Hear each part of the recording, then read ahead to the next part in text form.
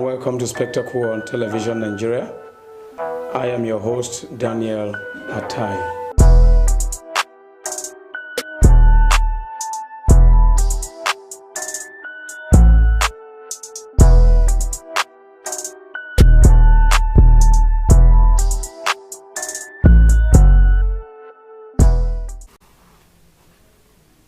Kaduna killings under Governor El-Rufai.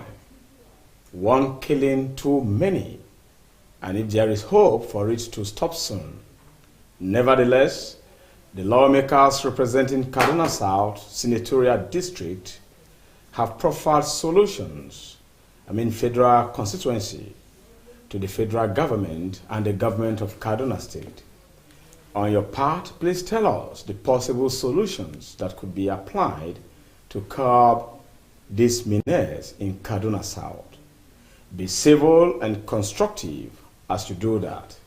The numbers are displayed on your screen. You can use any of them to reach us in this, since this is audience participatory program today. The lines will be opened after our background report on each of the stories, as we also have this story on the clouds discovered by the House of Representatives, Federal Republic of Nigeria, about a contract agreement signed on behalf of the Nigerian government by the Ministry of Finance, Budget and Planning, as coming from the Ministry of Transport. We advise that you stay tuned to Television Nigerian, as this spectacle is reaching you live from the Nigerian Federal Capital Territory, Abuja. After this timeout, I have been your Daniel Atai.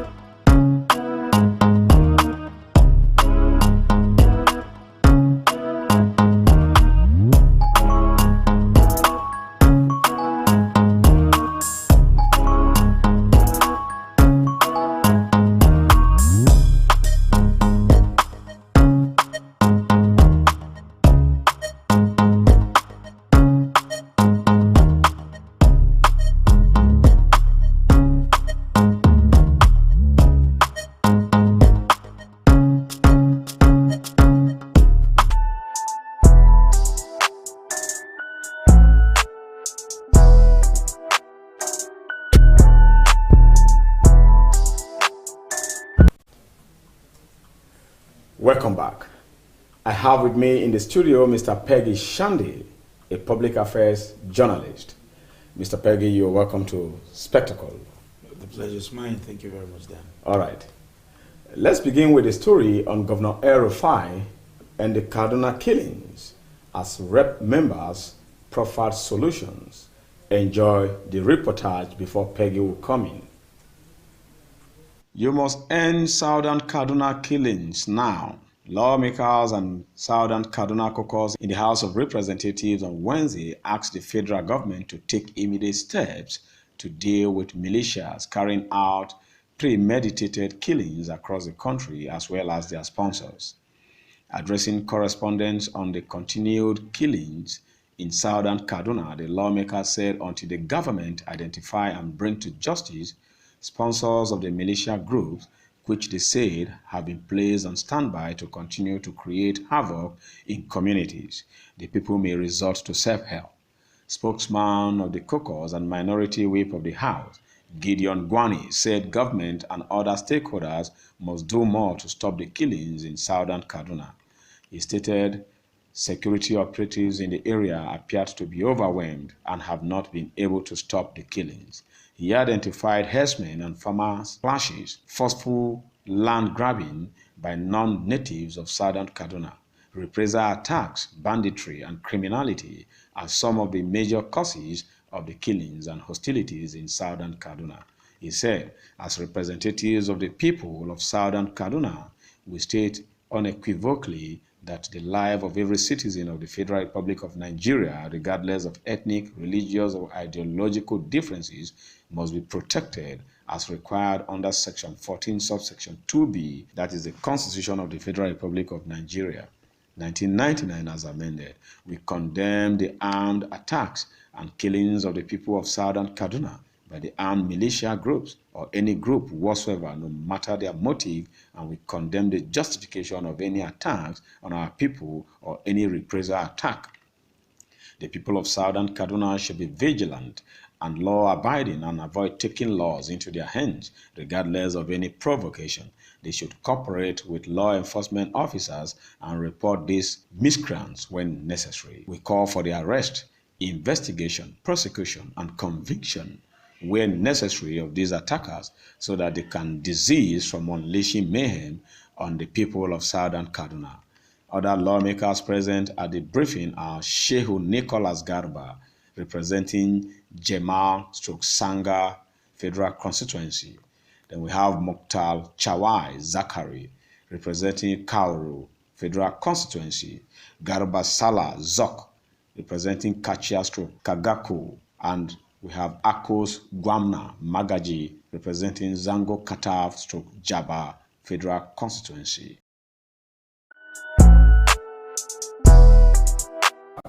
That was a background report on the Kaduna killing. And Peggy Shande is still here.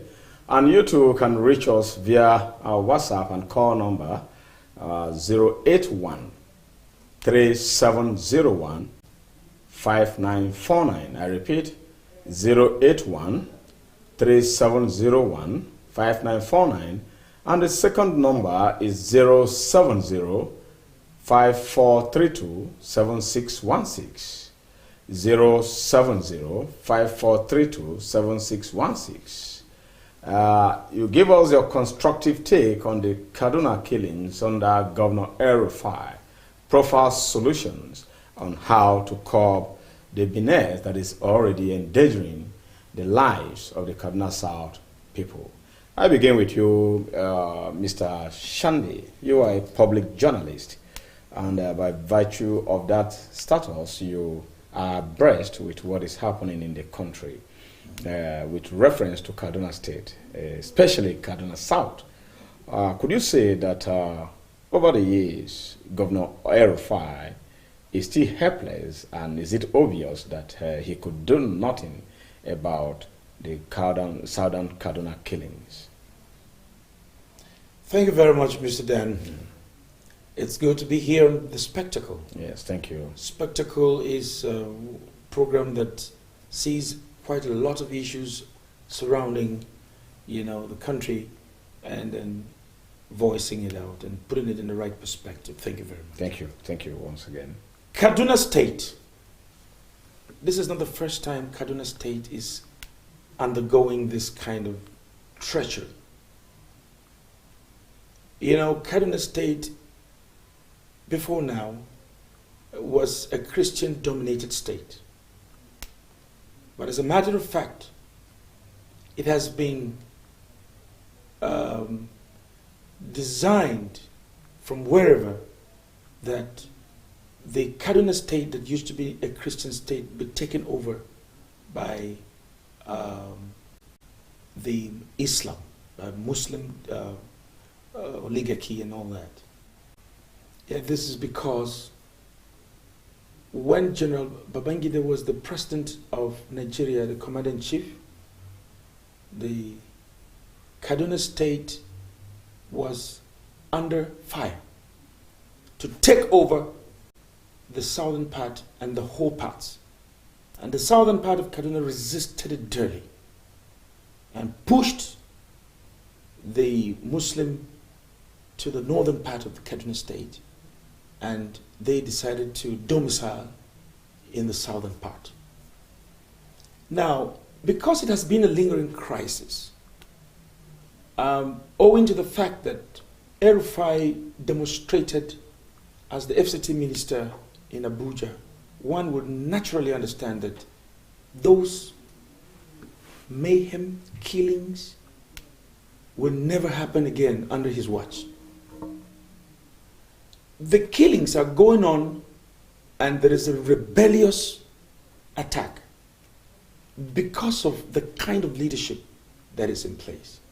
I don't know if I would be right if I have to be very disappointed with the Kaduna State government in not being able to handle that situation.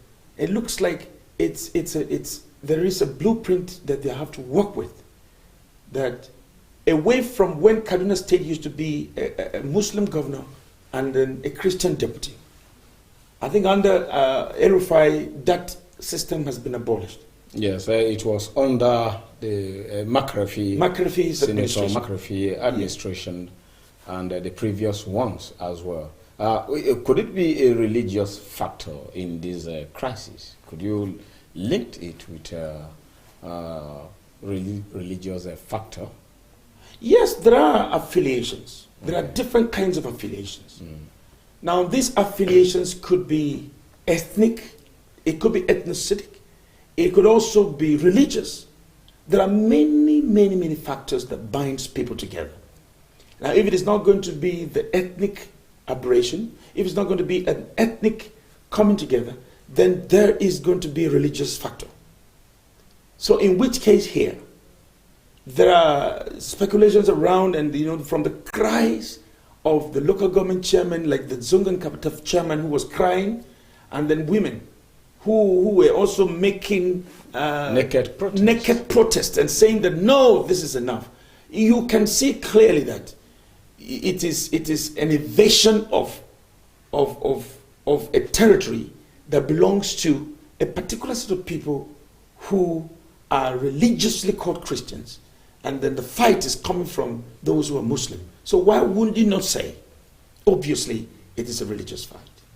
Okay, well, when we affiliate governance to religiosity, how are we are we practicing this kind of system that enthrones religiosity? I mean, what is the name? I will get to that. I'll get to remember. But then on the course of it, if we affiliate our existence as a people of the country, let's say the state, Kaduna State right now, that we become more attached to religion, or let me say religions that were brought to us, not even our founding fathers' religion, not the African style of religion. And could we say we instill perfection in governance and humanity as a people? Thank you very much, Mr. Dan. I want to bring you back to the Constitution of the Federal Republic of Nigeria. Okay. That spells out very clearly that Nigeria is a secular state. Okay. We are not practicing the religious system of government where the religious heads head the administration or governance of the Nigerian state. We are very, very clear about this in the Constitution. That is the most powerful document that we will give reference to. And so when that secular is mentioned, it means that whether you are religious or you are not, we should work within the ambits of the secularity. That is, it is moving away from religion. That let's play it by the rules. By the Constitution. By the Constitution. Of the Federal Republic. Of the Federal Republic of Nigeria. Which is superior to which is supreme. To even state constitutions. To even state constitutions. All right. Over time, we, like you said, people voted for Governor El-Rufai despite the Muslim ticket, and that is to show him that religion doesn't matter. He succeeded and he became governor. Could you say he has done much in salvaging the situation in Kaduna South, or he is also playing the bigotry? Then your questions are very tough. That's a very, very deep question. And Nigerians are watching, they're also listening. So yeah, they can be part of us. Yes. The lines concurrently can be picked. Yes. They are displayed on your screen. And don't forget the question. Like I said, the audience can still reach us via WhatsApp and via 08137015949 and 07054327616. You can reach us and give us your constructive take preference solutions to the Kaduna killings under Governor El-Rufai. Please, Mr. Peggy, you can continue. Thank you very much. The protection of lives and property is the cardinal objective for why a governance is put in place in the first place. And if when life is taken in mass, it means that it has lost the very essence for why governance is actually put in place. Okay. And so, for the purposes for why lives can be lost in Kaduna South and every other part of the nation itself, not forgetting the fact that there are challenges, but to me, it looks like a gross failure on the part of governance. It is complete failure. I am giving this statement, with the fact that my authority is based on the essence of governance, yes, which is the protection of lives and property. Why would people just die and nobody is talking? Someone gave birth to someone to perform, and then a life will just be taken. Well, the government is talking. They instilled a curfew many times. There is no single curfew in effect. I don't know the question you want to ask me. But if it is about the curfew that you want to ask about, it is giving powers more to the assailants, much more than even the indigents that are living in that part of the southern part of Kaduna. If you place a curfew, it's a government promulgation. Yes. The government has the power to say no movement. What if the government goes behind and gives this assailants a lot of power, financing so that they can have arsenal to fight back? One begins to wonder whether the government that is put in place is capable or is acting a script which is meant to use the government powers to perpetuate the crime so that they can take over the territory. And if they are taking over the territory, what is the gain in it for them? The gain is that the more that territories are captured on religious perspectives, religious grounds, the more political power that you can exude. This whole problem began from the pre-independence era. The way and manner to which Nigeria was crafted and the amalgamation from the southern protectorate and the northern protectorate. You can see the chunk of land that the northern part was given because there was a similarity in the way and system the northern part of Nigeria were doing in the thing, the way they do. If the northern part is organized under a leadership arrangement, it is the same thing that that Britain practices. You see, they have a queen. Yeah. You see, a queen system of government in Britain is similar with the system of government with the North. Personally, there were similarities. So when other parts of the country, like the Yorubas, did not have a similarity with the Queen system of leadership in Britain, the Igbos had their own. The Igbos, actually, it is who has money. There are kings. Of course, you bow down to them, but everybody goes to make their money. So the more money you have, the more you are worshipped. In the Yoruba kingdom, they prostrate to the Obas. But the northern kingdom they listen to their leadership. To their traditional and to their traditional heads. Okay. So that's the same thing. Or their government heads. No, not government at the point. Because before the amalgamation, when the Britain came in here, the pre-colonial era, when they got in here, they discovered that they were looking for similarities. Of course, the study of psychology says you start from the known before you begin to launch into the unknown. Okay. So that principle of starting from the known, the Britain had familiarity with the North because of similarities in the practice Yeah. of their own system of leadership before the government came in.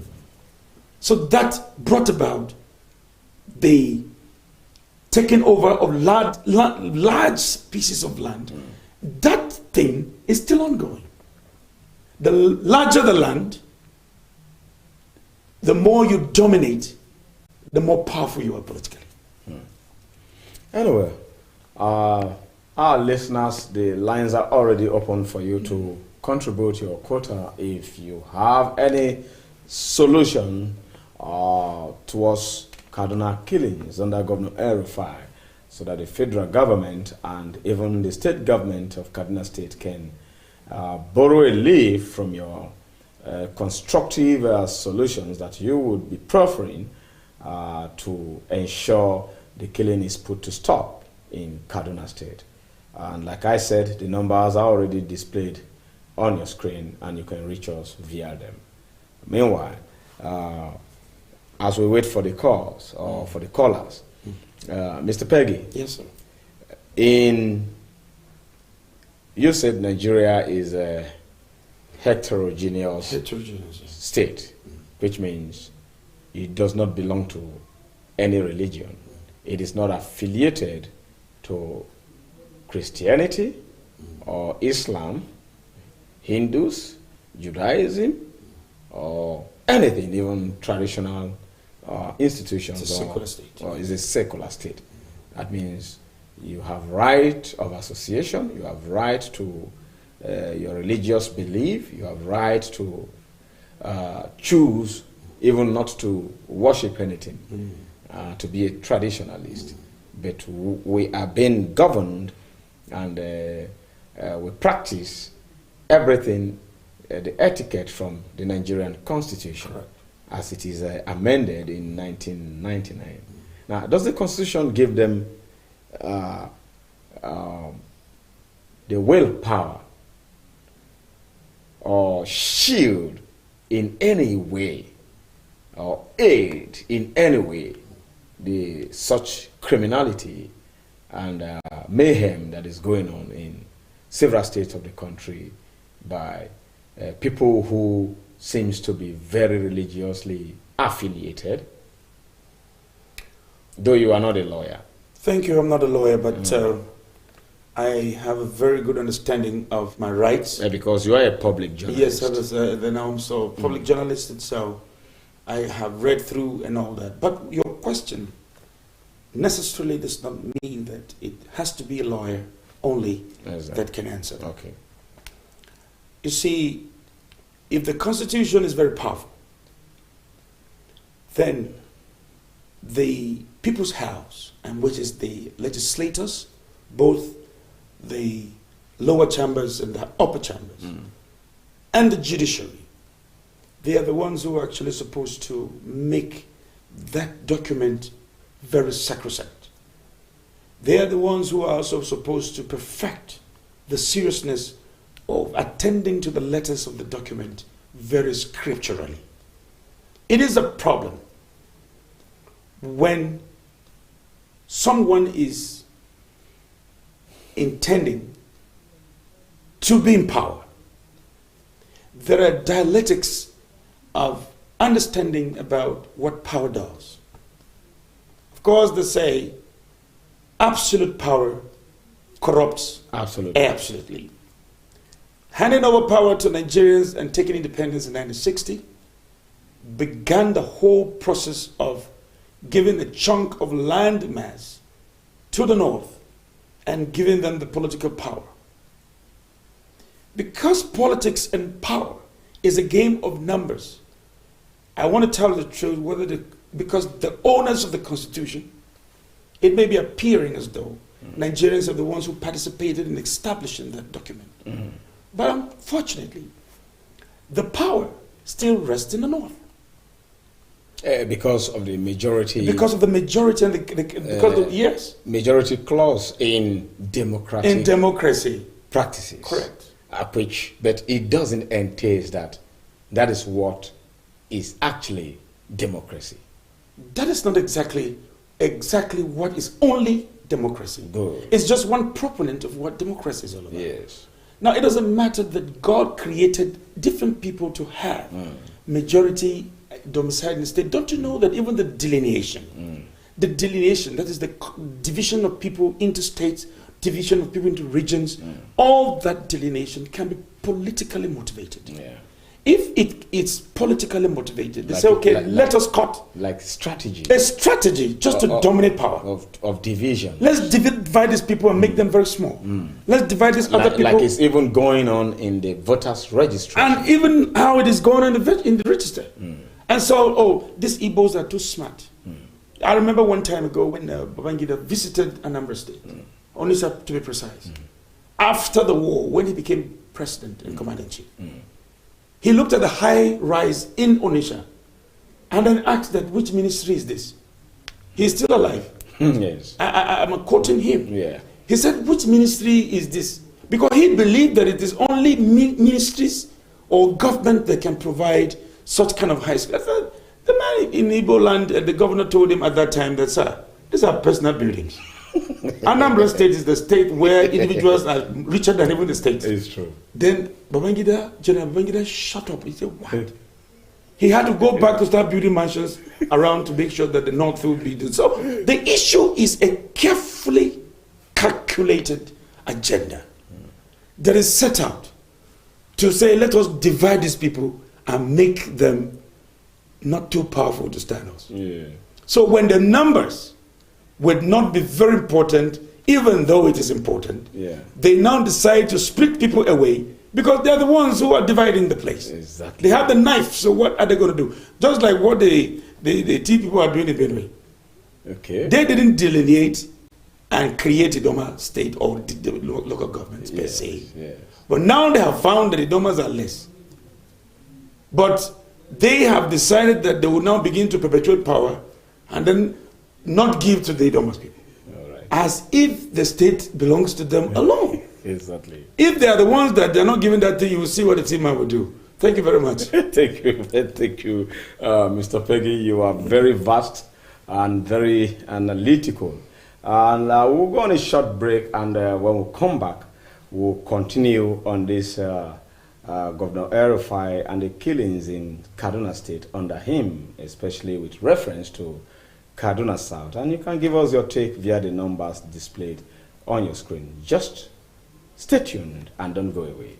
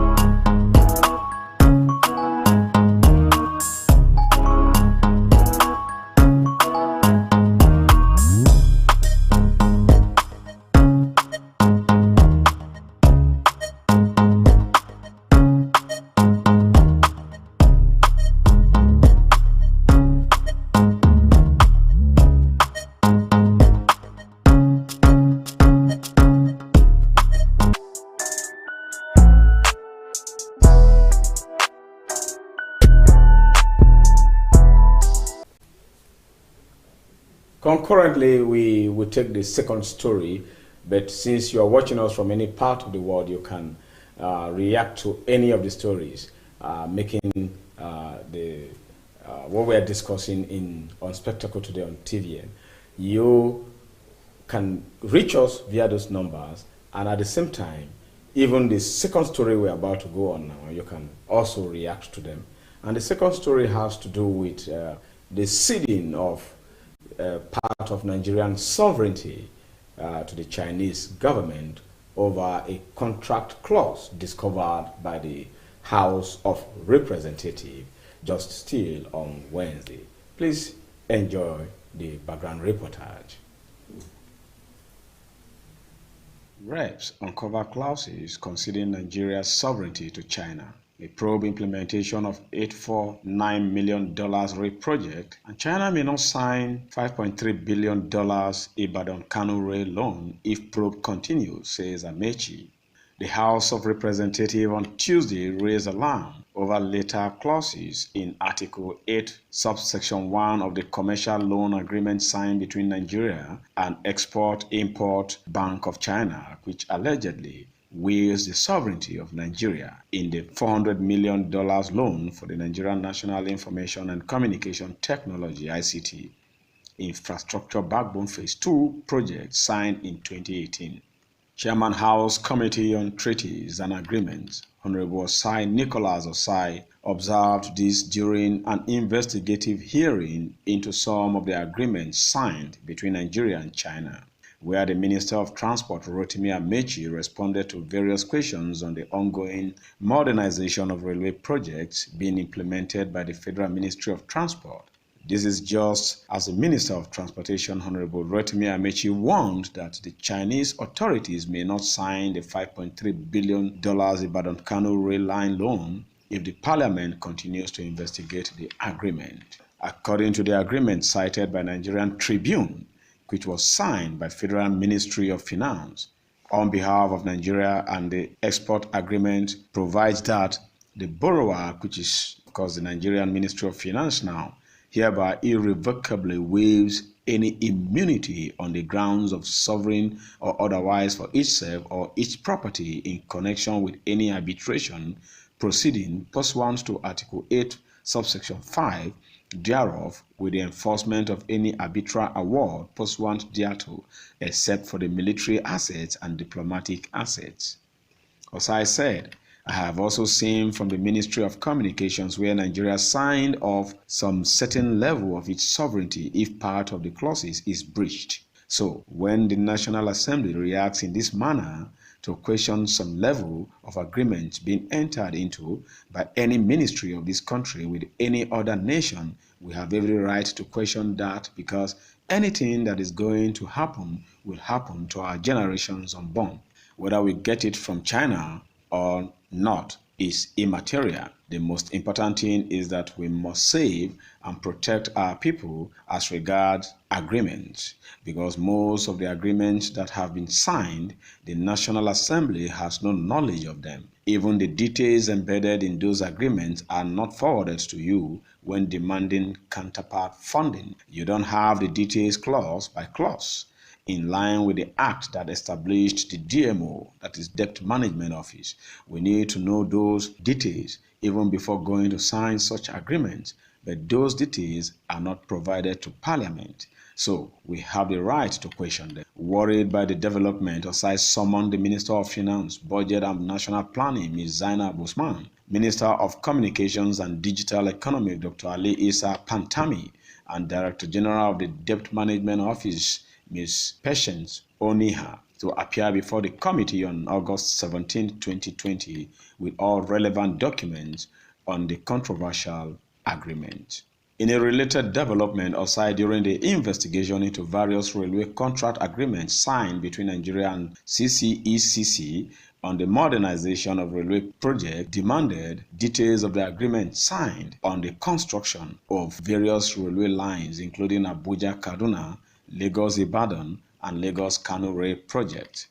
According to Debt Management Office (DMO), as at March 31st, 2020, a total of $96.15 million had been paid on the loan, leaving a balance of $403.85 million as outstanding, while the interest has been paid based on semi-annually on reducing balance basis with 30 years maturity date, leaving 10 years payoff window. The chairman, who expressed concern over the conflicting positions between the director, Lega, in the Ministry of Finance, Budget and National Planning, Mr. Gabriel Christopher, warned the minister against blackmailing the parliament. He said, "You are trying to blackmail this committee. You are trying to put this committee against Nigerians, or to pit them against Nigerians," adding that there was the need to investigate the variations on interest rates, which he described as an aberration. We are not saying because the money is not paid directly to people in this country. We have seen the agreement. We have also seen a clause where sovereignty is waived if we default. We have seen it in the document. It is here in the document where the sovereignty of our country is waived, and we believe that the particular clause is not part of what they brought to the National Assembly to approve. No National Assembly member will look at that clause and approve such. In your own way, you might be right with what you are doing to defend this country when reaching and signing these agreements. Others might not be so. So we must take a critical look at them one by one. This committee had not been functioning in the National Assembly before, but now the committee has started functioning, and we must use this committee to defend Nigerians, he emphasized. In his response, the Minister of Transport, Rotimi Amechi, disclosed that the sum of $500 million was the loan component borrowed from China, while the balance of $349 million is the counterpart funding from Nigeria. While urging the committee to defer the investigative hearing till December to enable Nigeria to conclude the process of the loan, he said, "I have said here to the House, and it is a pity that I am saying it in public, this government outside Nigeria, they are sensitive to what you say. Nobody is stopping you from your investigation, and no government from outside Nigeria can stop you from doing it. We are saying that Nigeria has applied for 3 loans already. For Port Harcourt-Maiduguri, that is Eastern Rail Line, the Minister of Finance told me that she was stopped and told that the next borrowing plan would not be approved unless you get Port Harcourt-Maiduguri rail line working. Port Harcourt-Maiduguri goes through the southeast and the northeast. The only south-south town is Port Harcourt. We are about to apply for a loan. They will not grant that loan. Then you summoned us back to the House to ask why we are constructing Lagos-Kano and we are not constructing Port Harcourt-Maiduguri. Can we be allowed to get this loan? Then you can summon us not to start what you are doing, and the whole process will then be stopped," he observed. While reiterating his position on the need to step down the investigation pending the conclusion of the process, the minister said, "My fear is that at the end of the day, some sections of this country will suffer if they stop giving us loans. 2 projects that will suffer. The first one is Lagos-Ibadan railway line. We have not finished disbursement. We are asking for a loan to commence work from Ibadan to Kano. The day the China say the government is not supporting the loans you people are taking, we are no longer giving you. That is the end of the project.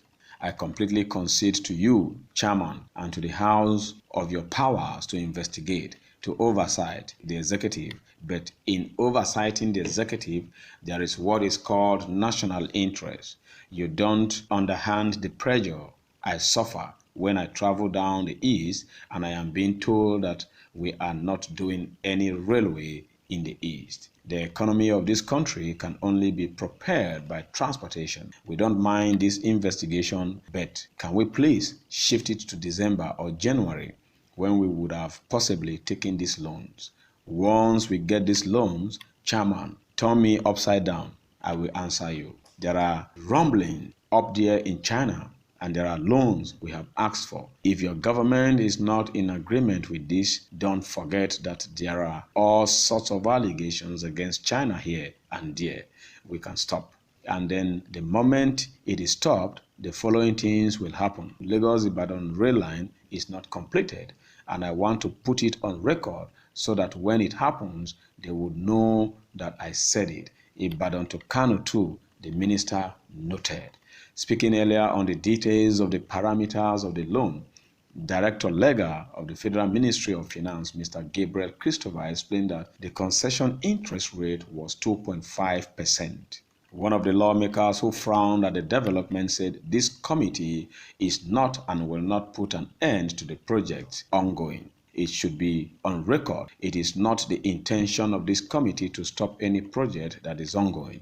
This committee represents the Nigerian people, and the Nigerian people have questions, and we will ask those questions to get answers for them. This committee is not in any way antagonizing what the Nigerian government is doing. As far as we are concerned, Nigeria is lacking key infrastructure, and if we can get good loans anywhere in the world to finance this infrastructure, this committee will even recommend more. The only thing we want to know is more facts about loans. For instance, Ministry of Finance told us they secured a loan of $500 million. The project in question from your Director of Finance is $849 million. Is it that Nigeria came in with counterpart funding? We also need to know. Nigerians are asking questions, and your ministry is very key and critical to the survival of our economy, particularly with the railway sector, which is something we have been trying to take off for a very long time. We got $849 million from the Ministry of Transport, and we got $500 million from Ministry of Finance. There is a discrepancy, he noted.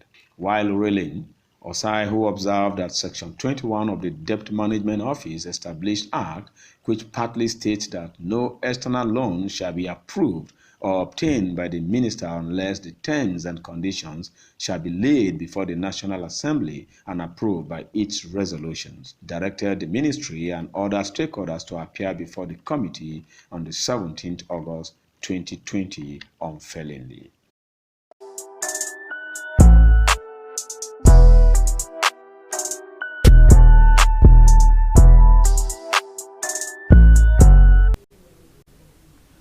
Well, welcome back.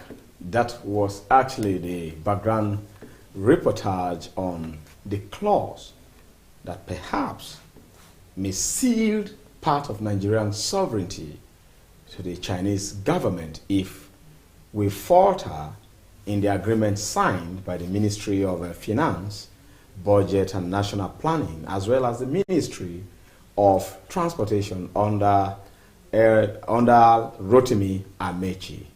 Mr. Peggy, yes, please. I don't know, you have seen from that report that states clearly that if we falter in paying back that loan within this speculated period of time, the period of time given for the loan to be paid, part of Nigerian sovereignty will be ceded to the Chinese government.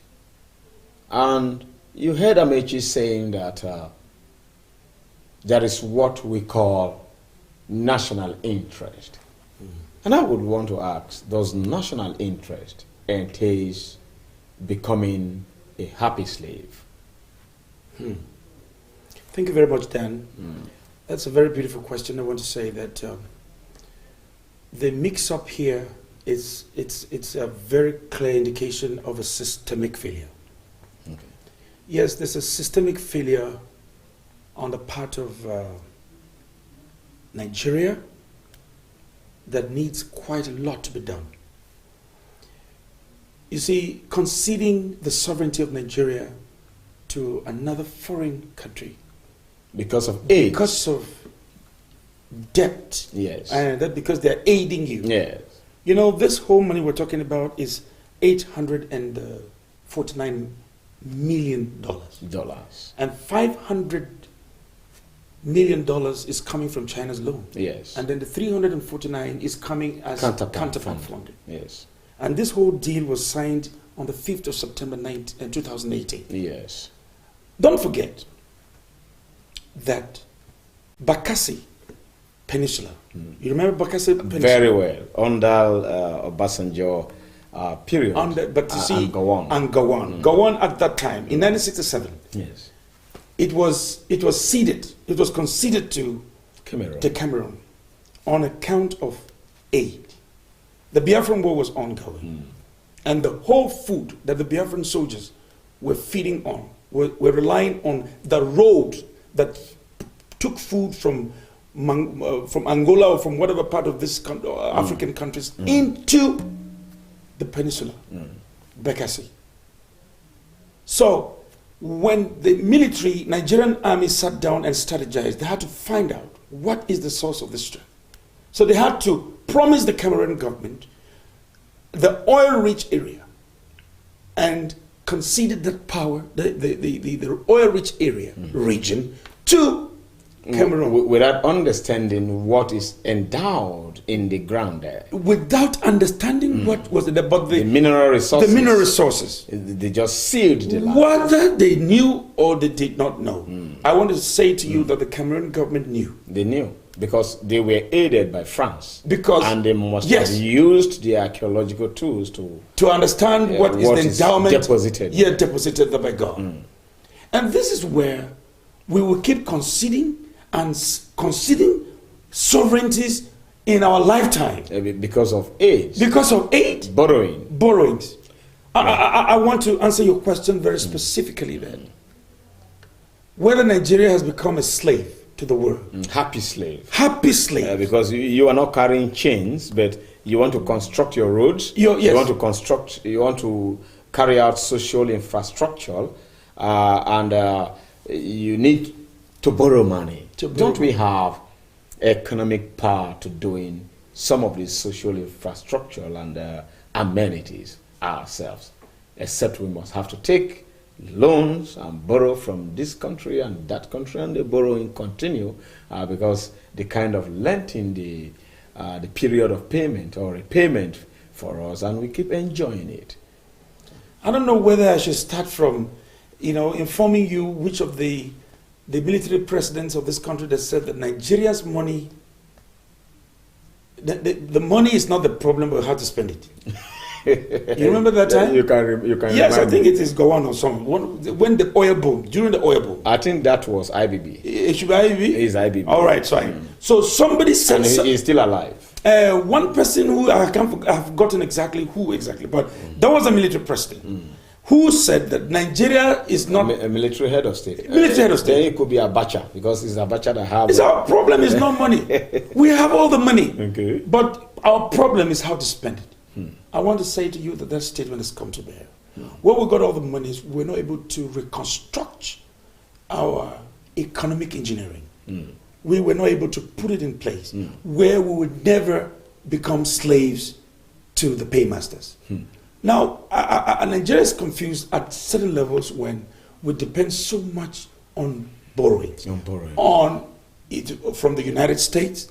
Now we from Europe and America. And then we have moved down to China. To Asia. Because Asians are the agenda quietly. We are just 200 million. Not even close to 500 million. Yes. China is 1 billion overpopulated. Over 1.3. 1.3 billion. Overpopulated, I'll tell you the truth. And they're looking for places to come and take. And Africa, Nigeria to be precise, is the landing ground where they come to exploit. Mr. Dan, do you know what it means that when these loans are not going to be paid, the consequences is that the military and the diplomatic assets will be given to Nigeria. Yes. But the economic assets and other related matters that has to do with the control of how much wealth, the sovereignty of the GDP federal and the GDI and the taxes that are supposed to be going to the government will be owned and controlled by them. It is still the evasion. I think we must have to give kudos to the House of Representatives for the oversight function, for this oversight function, especially while the project is going on. However, we want our roads and our railways to be constructed and our health facilities to be modernized to the 21st century environment, but we wouldn't want to be happy slaves, because they said a slave, a borrower is a slave to the lender. And we want to avoid that. So we still thank the federal government and the administration of President Buhari for what he's doing, but we wouldn't want our sovereignty in any way to be dependent economically or dependent in any guise to any other sovereignty apart from the sovereignty of the Federal Republic of Nigeria. Mr. Peggy Shande, thanks for coming to Spectacle on Television Nigeria. Thank you very much, sir. So this is where we'll end it, and I hope that when I have a cause to call you will show on Spectacle. Thank you very much. All right. You can drop your comments in furtherance of this discussion to our social media handles. Call is coming in, but we have called it a quit right now We cannot no longer take your calls. Don't forget that Spectacle is open for sponsorship. And if you want more of this news, please do check on our online newspaper tabloid, which is called the Nigerian News. You get more of these facts from what we have reported to you, and more of them. Thanks for watching, and I have been Daniel Atai.